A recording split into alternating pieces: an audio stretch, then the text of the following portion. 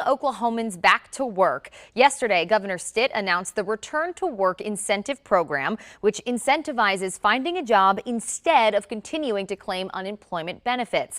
Now, we know so many people have questions about this. It's big news. So we have Shelley Zumwalt here with us today, the executive director of the Oklahoma Employment Security Commission. Shelley, welcome to the show. Thank you for having me. Absolutely. So first, I just want to ask, can you explain to our viewers which federal benefits created during the pandemic will be coming to an end here? Yes, absolutely. And I appreciate the question because I think there's been a lot of confusion. I've heard that the $300 is ending, or the PUA, which is the gig workers and self-employed, is ending. And actually PUA, which is for gig workers and self-employed individuals, FPUC, which is the $300 on top of weekly benefits, and PEUC, which is the extension to traditional UI, will all be ending as of June 27th. Okay, thank you for clarifying that too, because there are different kind of parameters of it, so I'm happy we were able to clarify that. So currently, I think the $300 benefit is a big one, right? I mean, how many Oklahomans are currently taking advantage of that extra $300 here? Right now, we have about 90,000 people that are receiving that on top of their weekly benefits. Okay, so now let's switch to the new $1,200 incentive here. What are some of the parameters for someone to begin receiving this incentivized money here?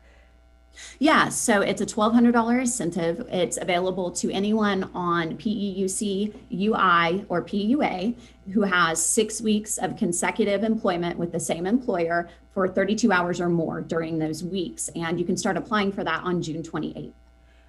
So can you explain that the 6 weeks timeline for me a little bit more? So is it just that they have to work there for 6 weeks, and then can you elaborate on that a little bit on how that's going to work? Yeah.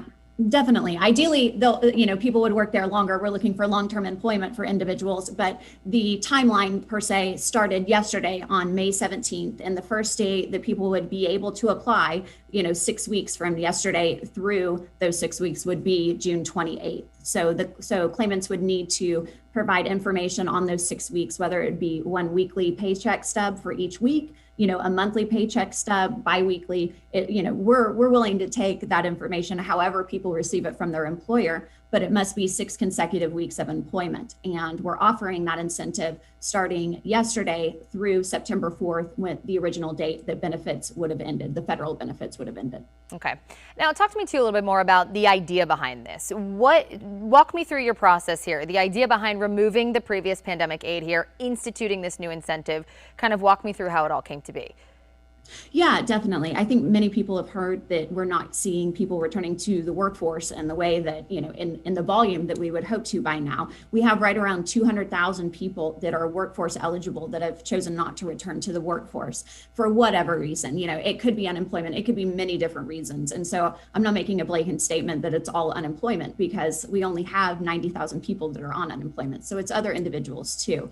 And we wanted to create a workforce incentive so people could return to the workplace and receive compensation for doing so. So that's really where the different elements of that plan came together.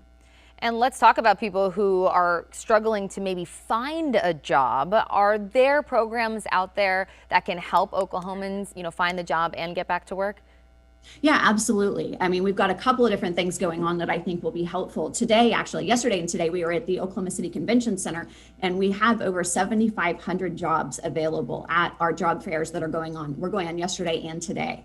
And we only saw about 360 people show up yesterday for all of those jobs. So there's a lot of opportunity there right now, today from 9 a.m. to 4 p.m. Additionally, we have many different workforce resources here at OESC that we can help people with as far as finding a position or retraining. And then at our 28 regional locations, we have workforce specialists there if you are outside of the metro area and can't attend the job fair.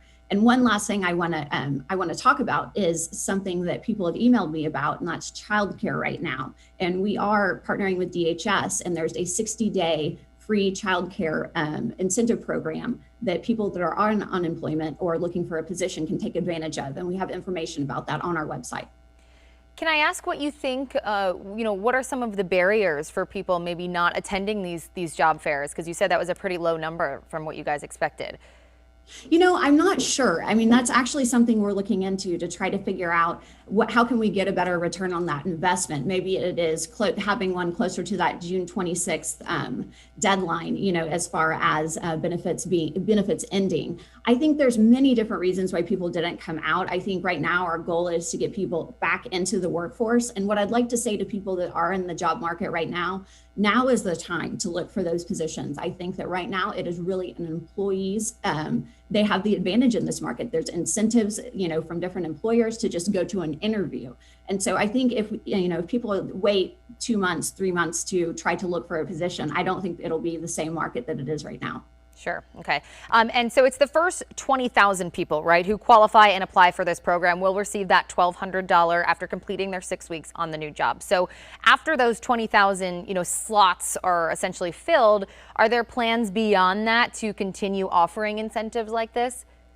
I wouldn't say it's off the table. I think that's a decision that Governor Stitt will definitely make, and we'll just have to see. Hopefully, we'll be in the position that so many people apply, and we're able to give out that incentive. That's something we'll have to evaluate.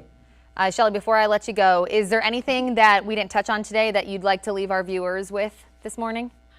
I think we went through all of it. OESC is here to help. I think people, when they're looking for job positions, they think of OESC as the unemployment agency, and we're also an agency that helps with workforce. So, let us know. We're here to help. All right, Shelley Zumwalt, we appreciate your time as always this morning.